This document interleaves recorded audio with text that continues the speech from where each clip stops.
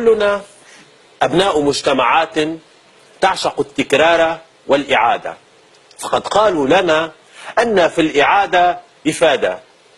مجتمعات تقدس التقليد والعادة، مجتمعات جعلت من العادة عبادة، مجتمعات أحلام شعوبها تبقى تحت الوسادة، مجتمعات ثقافتها تلقى الإبادة، فقد أصبحنا مجتمعات تمجد السذاجة والبلادة. شعارنا لا للاختلاف لا للتفرد، فهذا نوع من أنواع التمرد، ألا نشبه بعضنا انبتات عن الجذور، ألا نكرر بعضنا من الانتماء تجرد. غريبة أصبحت أطوارنا، نفتخر باجترار أفكارنا، تعلمنا أن نجهض الحلم قبل الولادة، تعلمنا أن نحيا مسلوبين الإرادة، جيل يكرر جيلا، فبربكم أين الإفادة؟ كيف نريد بلوغ الريادة وكل منا لا يملك على ذاته حق السيادة؟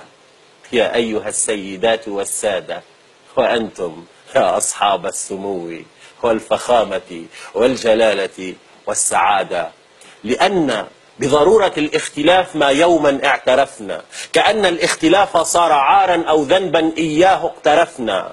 ها نحن غرقنا في الخلاف ومن قبحه قد غرفنا، ها نحن في تشويه بعضنا البعض احترفنا، لأن ما يوما عرفنا أن الاختلاف ثراء، أن الاختلاف عطاء، أن الاختلاف وجود، أن الاختلاف بقاء. يا ابن آدم خالفني واختلف عني، يهوديا مسيحيا أو مسلما شيعيا كنت أم سني، أو حتى وإن كنت دون معتقد، أبيضا كنت أو أسود، فقط كن أنت ولا تكن هم، دع ذاتك تسمو وعانق عمق الحلم. يا ابن آدم خلقك الله مختلف، فبربك باختلافك اعترف، وفي تفردك احترف. كن خليفة الله على الأرض باختلافك، ولا تتبع ذاك القطيع. عش حرا يا ابن آدم، فهذه الأرض للجميع.